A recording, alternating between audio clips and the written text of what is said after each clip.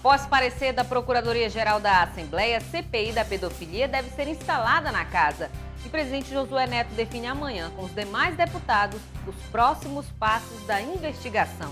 E ainda, defasagem salarial dos servidores da SUFRAMA, que estão há mais de 20 dias em greve, é tema de audiência pública.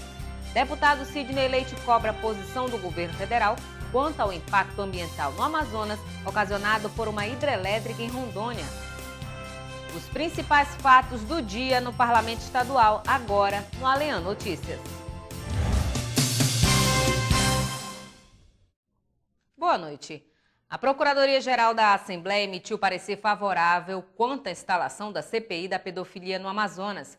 A informação é do presidente da Casa, deputado Josué Neto. A reunião para instalar a comissão e definir os passos da investigação, que seria realizada hoje, ficou marcada para esta quarta-feira. O presidente da Assembleia, deputado Josué Neto, disse que, de acordo com o parecer da Procuradoria-Geral da Casa Legislativa, não há impedimento legal para a instalação da CPI da pedofilia. O que não foi feito hoje, devido à reunião não ter alcançado a maioria simples de parlamentares, que determina a presença de pelo menos 13 deputados. A questão jurídica foi acolhida, né, pelo recebimento do pedido da CPI, da instalação da CPI. Não há nenhum impedimento legal para a instalação da CPI. Os parlamentares devem voltar a se reunir com a presidência na manhã desta quarta-feira, dia 12, para tratar da composição dos cargos, abrangência dos trabalhos e definir o cronograma de ação. Logo após a abertura dos trabalhos, vamos suspender a reunião e vamos reunir com a maioria dos colegas para tratar da abrangência, né, da CPI, do momento da instalação, para tratar quem serão os líderes e quem os líderes indicarão os membros. Enfim, vai ser tratado de uma forma muito aberta, como nós sempre assim quisemos. Para o autor da proposta de criação da CPI, deputado Luiz Castro, é preciso haver um equilíbrio das bancadas de oposição e situação para que o tema não seja usado como palanque eleitoral. É preciso muito equilíbrio amanhã por parte de todos nós para entendermos que esta não é uma questão de embate entre partidos, entre situação e oposição. Essa é uma questão de posição do Poder Legislativo diante de uma prática de exploração sexual a partir do poder público. O relatório da CPI será distribuído para todos os parlamentares para que tomem ciência dos trabalhos antes da reunião de amanhã. A defasagem salarial enfrentada pelos servidores da SUFRAMA foi tema de audiência pública realizada na Assembleia Legislativa. Os funcionários do órgão já estão com as atividades paralisadas há 21 dias. O deputado Marco Antônio Chico Preto foi o autor da propositura. Desde o dia 18 de fevereiro, os servidores da SUFRAMA iniciaram um movimento grevista. Aproximadamente 400 funcionários paralisaram as atividades para reivindicar melhorias no plano de cargos, carreiras e salários da categoria. Mesmo se tratando de uma questão ligada ao governo federal, o tema tem repercussão direta na economia do estado do Amazonas e, por esse motivo, a Assembleia Legislativa realizou uma audiência pública para discutir o assunto. A gente precisa de mobilização política, né? Porque técnica nós já apresentamos todas as justificativas, já apresentamos todos os estudos necessários, tanto que nós tivemos 2 vezes os pleitos chegando até o Ministério do Planejamento, mas foram devolvidos por falta de articulação política, né? E nós entendemos que, como nós atuamos em 5 estados da região, Acre, Amazonas, Rondônia, Roraima e Amapá, nós deveríamos ter um pouco mais de apoio político dos deputados e senadores que atuam tanto em Brasília quanto os deputados estaduais dos 5 estados. E aí nós conversamos com o Chico Preto, o Marcelo Ramos e o José Ricardo, para que a gente pudesse fazer uma articulação política a nível de Amazonas, que isso surtisse algum impacto em Brasília. O deputado Chico Preto, autor da iniciativa, comparou a SUFRAMA à Petrobras. Enquanto a empresa recebe recursos federais para cobrir prejuízos, a Superintendência da Zona Franca de Manaus recebe cada vez menos investimentos. Nós precisamos de uma SUFRAMA forte. Outros 50 anos, o governo federal matando a SUFRAMA de inanição, não nos interessa. Eu digo matando de inanição porque ao longo dos últimos 12 anos, tudo aquilo que é produzido pela SUFRAMA, através das suas receitas próprias, mais de 60%, 70% das receitas vêm sendo tiradas da SUFRAMA e o governo federal vem ficando com esse recurso.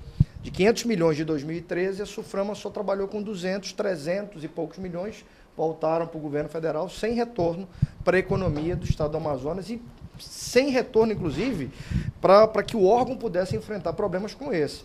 A Suframa hoje tem uma greve justa, de funcionários de vários níveis, que hoje, em comparação a outros órgãos do governo federal, ganham miseravelmente. O líder do PT na Assembleia Legislativa, deputado José Ricardo, também demonstrou apoio aos grevistas. Segundo o parlamentar, os servidores de um órgão tão importante devem ser valorizados. A justa reivindicação é necessária, está na hora, porque precisamos fortalecer a Suframa. É o principal órgão de desenvolvimento do estado do Amazonas e da Amazônia Ocidental. Então, é uma forma de pressionar também o governo federal, que tem que ter um olhar especial para a Amazônia, neste caso para a Suframa e, logicamente, para os funcionários. Além do reajuste salarial, os servidores da Suframa também pedem melhorias nas condições de trabalho. Representantes dos funcionários, indústrias, lojistas e o deputado federal Silas Câmara participaram do evento. Maior transparência na atuação do DENIT no Amazonas. Esse foi o tema do discurso nesta segunda-feira do deputado Sidney Leite, que lamentou o modo como foi conduzido os serviços de emergência no trecho que desabou na BR-174 durante o Carnaval. O parlamentar anunciou que fará um requerimento direcionado ao órgão para avaliar a demora na execução da obra. No dia 2 de março, um trecho localizado no quilômetro 58 da BR-174, estrada federal que liga Manaus a Boa Vista, cedeu após forte chuva. A rodovia teve de ser interditada pela Polícia Rodoviária Federal e, com isso, carros e ônibus ficaram impossibilitados de trafegar.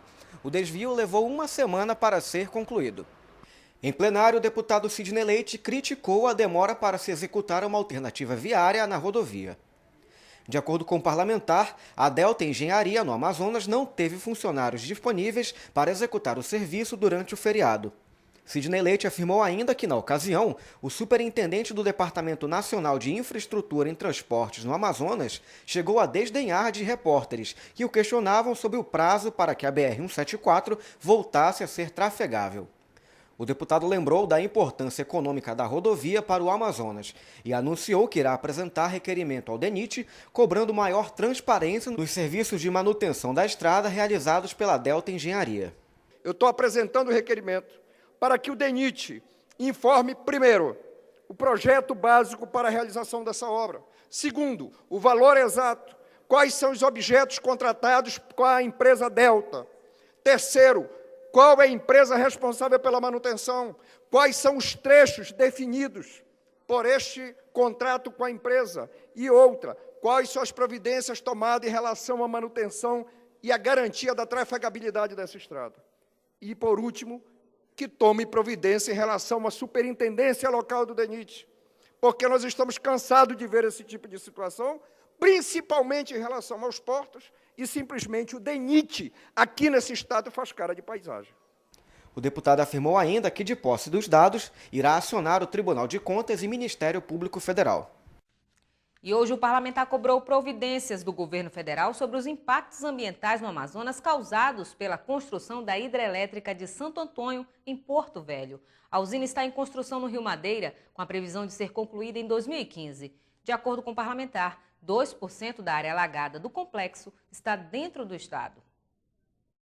A usina hidrelétrica de Santo Antônio, juntamente com a de Jirau, também em construção no Rio Madeira, são consideradas fundamentais para o suprimento de energia elétrica no Brasil, mas os impactos das obras não foram avaliados corretamente. A cidade de Porto Velho, no estado de Rondônia, local onde os complexos estão sendo construídos, sofre com a maior enchente dos últimos 10 anos. O nível do reservatório está acima da capacidade permitida. Além de Rondônia, o Amazonas também sofre os impactos da construção. Pelo menos 2% das áreas alagadas do complexo atingem o estado. Os municípios de Apuí, Humaitá, Manicoré, Borba e Canutama estão entre os prejudicados. Parte do estado do Amazonas, tendo em vista a cota máxima do impacto do que irá acontecer e que já está acontecendo com a alagação que ocorre em função dessa obra, ela se dá dentro do estado do Amazonas, região essa visitada por nós, pelo prefeito Acivaldo, ali do sul de Canutama, na BR-319, bem como pela secretária da Secretaria de Desenvolvimento Sustentável, e que uma manobra por parte desse consórcio no sentido de buscar dar celeridade ao licenciamento ambiental, causa impacto dentro do Estado do Amazonas, e eles dizem que é Estado de Rondônia. Da tribuna da Assembleia Legislativa do Estado, o deputado pelo PROS, Sidney Leite, afirmou que a liberação das licenças ambientais para a construção da usina foi precipitada. O presidente da Comissão de Meio Ambiente da Casa, deputado Luiz Castro, disse que vai encaminhar um documento ao governo federal pedindo um novo levantamento dos impactos ambientais causados pela construção. O governo federal ignorou completamente as possibilidades de acontecer problemas nos municípios de Humaitá, de Manicoré, de Novo Aripuanã, de Borba, de Nova Olinda e até mesmo de Apuí, por consequência indireta. Estamos vivendo uma situação que vai piorar. Portanto, nós podemos e devemos ter uma ação integrada. O governo federal precisa reconhecer a falha do licenciamento. O impacto ambiental não é apenas o impacto que acontece na região de Porto Velho. Na opinião do parlamentar, a Assembleia Legislativa tem o dever de garantir que sejam preservados os espaços e a territorialidade do Amazonas, que é uma questão constitucional. Sede da Copa de 2014, Manaus se prepara para receber o Mundial. Por conta disso, estão sendo realizadas diversas obras na cidade, como recapeamento de vias, o que deixa o trânsito lento em alguns pontos da capital. Além disso, o aumento da frota de veículos também contribui para os engarrafamentos. O problema foi discutido na Assembleia pelo deputado Orlando Cidade, que destacou os prejuízos para a economia e o meio ambiente. Período de chuvas, recapeamento de vias por conta da Copa do Mundo e os inúmeros acidentes ocorridos na capital são fatores que contribuem para os grandes congestionamentos em Manaus. Outro importante dado mostra que o aumento da frota de veículos particulares também fazem parte desta estatística. Isso porque, segundo informações do Departamento Nacional de Trânsito, o DENATRAN, em novembro de 2013, a quantidade de veículos na cidade cresceu em mais de 7%, o equivalente a 4 pessoas para cada carro circulando na cidade. Os dados apontaram ainda que a frota de automóveis passou de pouco mais de 398 mil veículos particulares em 2012 para mais de 420 mil em 2013, um aumento superior a 6% em um ano. O problema dos congestionamentos na cidade foi discutido na Assembleia Legislativa e o deputado Orlando Cidade destacou os prejuízos à economia, como despesa com combustíveis, gasto com logística, além da poluição ao meio ambiente causado em decorrência do volume de carros. O parlamentar destacou ainda que o investimento em transporte público pode minimizar os impactos ambientais e econômicos. Precisamos estudar uma metodologia para transporte em massa, diminuindo assim a circulação de carros de particulares, carros de menor porte. Temos que aumentar a circulação com outros estímulos, como seja o monotrilho ou transporte em massa que existe em outros estados. Hoje, em Manaus, de acordo com a SMTU, o transporte coletivo representa menos de 2% da frota que circula em Manaus. Já os carros de passeio somam pelo menos 80% do total de veículos nas ruas da cidade. Em discurso no plenário, Rui Araújo, deputado pelo PMN Chico Preto, criticou o fato de que outras obras voltadas à Copa do Mundo não tenham saído do papel.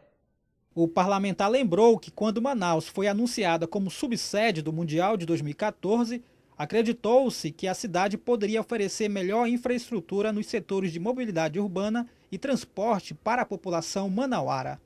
Nós não tivemos e não teremos, durante os próximos meses, quiçá anos, porque esse é um processo de anos, melhorias no transporte coletivo.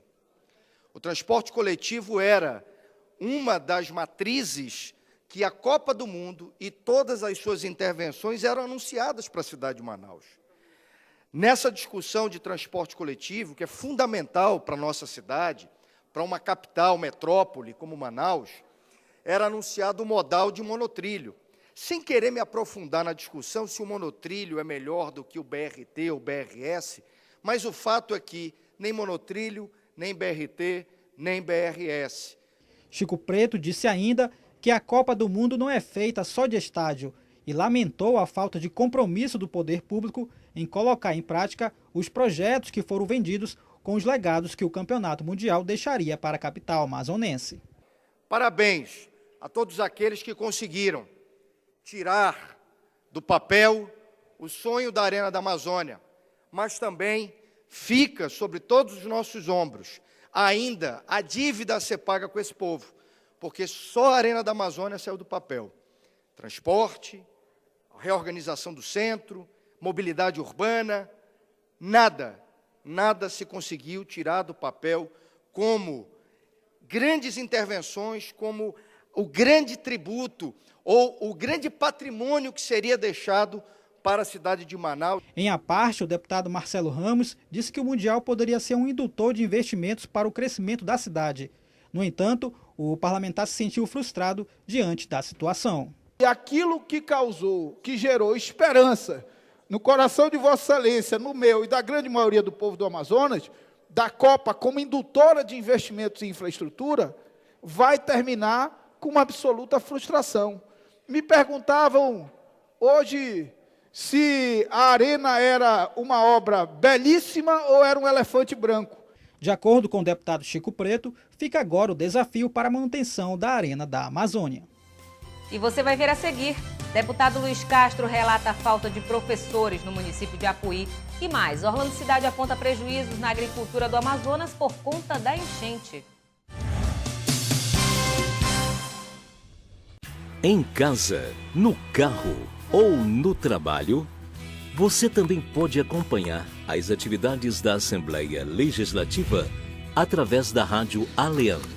Sintonize na FM 106,9 e não deixe de saber sobre projetos de lei, agendas e outros assuntos da Casa Legislativa Amazonense. Assembleia Legislativa do Amazonas, cuidando da nossa gente. Quer saber mais sobre o que está acontecendo na Assembleia Legislativa? Acompanhe seu deputado também pelo site, onde você encontra a agenda de eventos, notícias do parlamento e muito mais. Acesse www.ali.am.gov.br. Assembleia Legislativa, cuidando da nossa gente.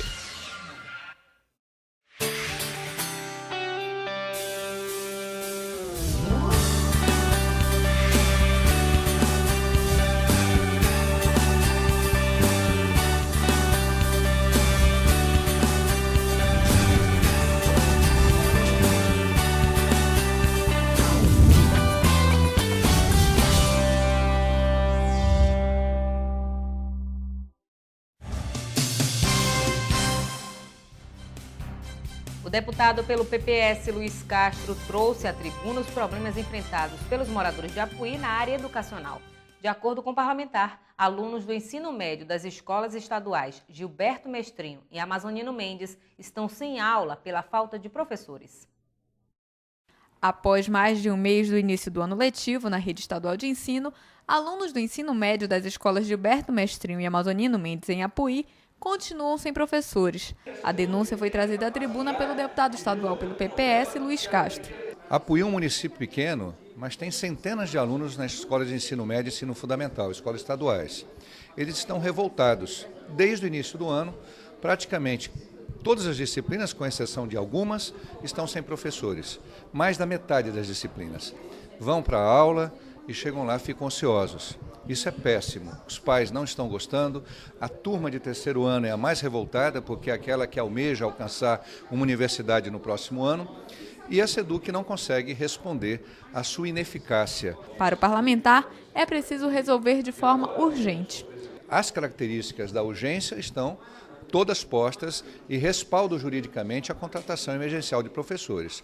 No município há professores suficientes para lecionar as disciplinas que hoje estão sem professor E o que falta é a SEDUC ser mais rápida, ela ter capacidade resolutiva para resolver um problema que tem que ser resolvido. Agora, vão discutir se vão fazer um concurso para daqui a 3 meses, daqui a 4 meses, e os alunos extremamente prejudicados.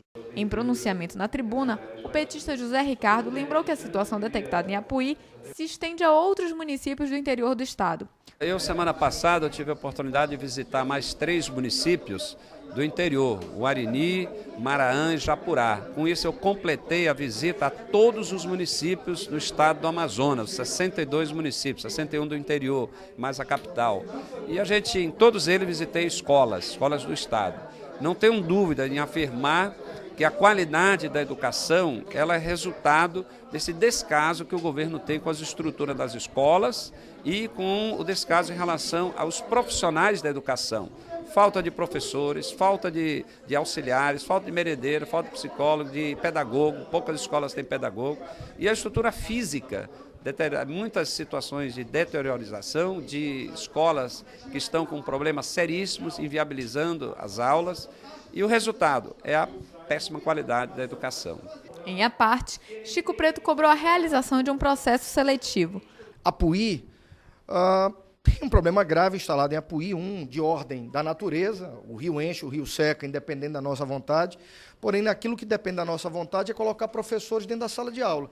Várias escolas no município de Apuí estão sem professores, isso não é porque o rio sobe ou o rio desce, isso é gestão.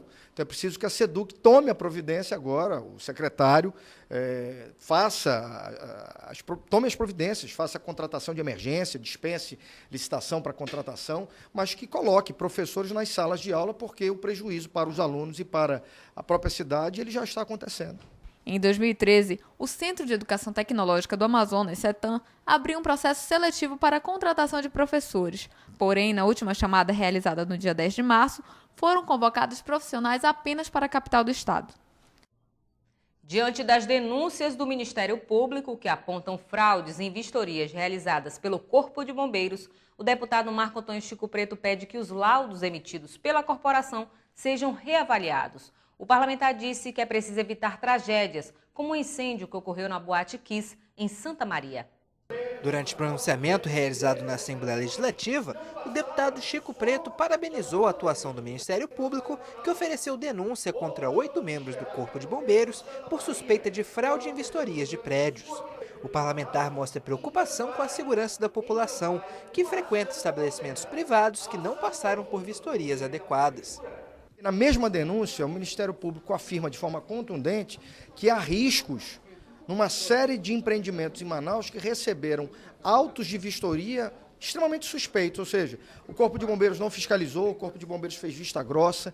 Chico Preto pede que o governo do estado e a prefeitura da capital verifiquem a situação para regularizar as vistorias nos imóveis. A hora de agir é agora, o recado foi dado e eu estou ratificando aquilo que o Ministério Público está dizendo. É hora do governador e do prefeito Arthur sentarem à mesa e desencadearem um grande processo de revisão desses autos de vistoria que foram expedidos pelo Corpo de Bombeiros do Estado do Amazonas. Segundo as investigações do Ministério Público, a quadrilha vinha atuando desde 2003.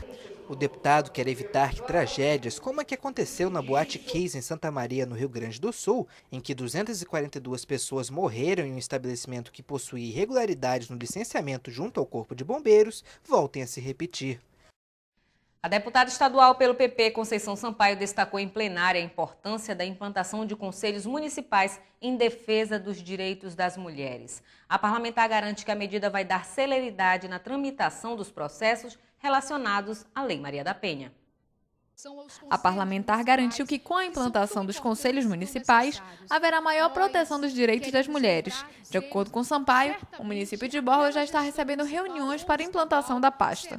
Nós não vamos ter cidadania se a gente não tiver a participação da sociedade civil organizada nas decisões de um município. Como que as pessoas vão participar dessas decisões? Justamente quando o município, através da sua prefeitura, instala um conselho de direito. Então, como que isso funciona? O prefeito precisa mandar para a Câmara Municipal um projeto de lei criando um conselho, seja o conselho da criança e do adolescente, seja o conselho da mulher, da pessoa idosa. Então, a gente não vai fortalecer a participação popular se as prefeituras não tiverem essa consciência. Outro ponto abordado por Conceição Sampaio foi a implantação pelo Tribunal de Justiça de um mutirão que dará celeridade aos processos ligados à Lei 11.340 de 2006, conhecida como Lei Maria da Penha. Lembrar uma campanha do governo federal, da Secretaria Nacional de Política para as Mulheres, que é Compromisso e Atitude. Essa campanha é justamente para o fortalecimento da Lei 11.340. E desde o finalzinho do mês passado, a gente vem fazendo várias programações. E o Tribunal de Justiça, no dia de ontem, até atendendo uma solicitação feita pela Secretaria Executiva, por essa casa, pela Assembleia, pelos movimentos, resolveu fazer o primeiro trabalho da assessoria virtual, que é uma equipe de 15 pessoas, que não só vai apoiar os juizados, né, da mulher, mas vai apoiar todas as varas e juizados do Tribunal de Justiça. Mas por ser um mês simbólico de defesa da luta dos direitos da mulher, nós fomos contemplados. Então, até o dia 21, essa equipe que faz assessoria virtual estará voltada para o trabalho dos 2 juizados. Atualmente, há mais de 16 mil processos tramitando nos 2 juizados que defendem os direitos da mulher no Estado. Quase a totalidade deles foi motivada pela violência doméstica, com mais de 12 mil ações. O objetivo do mutirão é dar celeridade aos processos conclusos e àqueles que estão aguardando o cumprimento de determinação judicial há mais de 90 dias. O tráfico humano é tema da campanha da Fraternidade 2014, promovida pela Igreja Católica. Pesquisas apontam que o Amazonas é a maior rota deste tipo de crime no país. O assunto ganhou destaque no pronunciamento do deputado Tony Medeiros. O deputado Tony Medeiros disse que há 51 anos a Igreja Católica realiza a campanha da Fraternidade e a escolha do tema deste ano, segundo o parlamentar, é bastante atual: fraternidade e tráfico humano. De acordo com o deputado, trata-se de um tema que está muito próximo dos amazonenses e brasileiros de um modo geral, ressaltando a gravidade dessa problemática que apresenta um quadro bastante ativo na região norte. A campanha, segundo Tony Medeiros, apresenta dados que possibilitam compreender a gravidade da temática anteriormente abordada pela mídia e por telenovelas, mas ainda necessita ser mais bem esclarecida à população. Uma pesquisa identificou 241 rotas de tráfico, sendo dessas 78 estaduais e mais de 100 rotas internacionais. Podemos citar números, exemplos de tráfico e exploração de crianças que são vendidas, mulheres exploradas sexualmente, trabalho escravo, tráfico de órgãos e até aliciamento de eleitores que mudam de residência para votar em candidatos de outros municípios. O tráfico muitas vezes é rápido e a pessoa não reconhece como tráfico. É o caso das ofertas de empregos fáceis e rentáveis. O parlamentar ressaltou ainda que no Brasil, conforme explicou Dom Sérgio, uma pesquisa identificou 241 rotas de tráfico, sendo dessas 78 estaduais e mais de 100 rotas internacionais. Deputado pelo PTN, Orlando Cidade aponta prejuízos na agricultura do Amazonas por conta da enchente na região. E mais, José Ricardo critica o desenvolvimento do setor primário no estado. Veja no resumo de notícias. O presidente da Comissão de Agricultura, Pecuária e Pesca da ALEAN, deputado Orlando Cidade, está preocupado com o excesso de chuvas e enchentes que vem ocorrendo na região. Segundo o parlamentar, o setor primário está sofrendo prejuízos, o que pode representar uma alta no preço dos alimentos. O prejuízo para o setor primário, para a produção de alimentos, são incalculáveis. Com essa grande cheia, a maior cheia já registrada em toda a história, na calha do Madeira, na calha do Aripanã, na calha do Purus, do Juruá, são prejuízos incalculáveis. Já se vivencia hoje o município Presidente Figueiredo, que nem é banhado por rio, mas dando as grandes cheias de esbarracamento, só esse final de semana já amargou um grande prejuízo com as frutas hortigranjeiras que deveriam ser comercializadas aqui. Imagine vocês o grande prejuízo que sofrerão os demais municípios. O petista José Ricardo criticou o desenvolvimento do setor primário no estado. De acordo com o parlamentar, a fábrica de beneficiamento de pescado no município de Maraã está fechada e só funciona 3 vezes por ano. Além disso, a localidade não possui aeroporto para o escoamento da produção. O governo já anunciou há muito tempo, que teria o beneficiamento de pescado e falou de Maraã como sendo um exemplo, né, de industrialização, no chamado bacalhau da Amazônia, que seria o pirarucu. Por um lado é positivo você ter um empreendimento dessa natureza, mas eu fui visitar o empreendimento semana passada e o que eu constatei? A fábrica está fechada, só funciona 2, 3 meses por ano, que é quando você tem ali a produção, a pesca do pirarucu. Fora isso, fecha, não tem emprego, não tem perspectivas. Portanto, para mim é uma grande frustração isso. Portanto, precisamos pensar num projeto de desenvolvimento para o estado do Amazonas. O líder do governo na Assembleia Legislativa, o deputado Sinésio Campos, vai receber o título de cidadão manacapurense.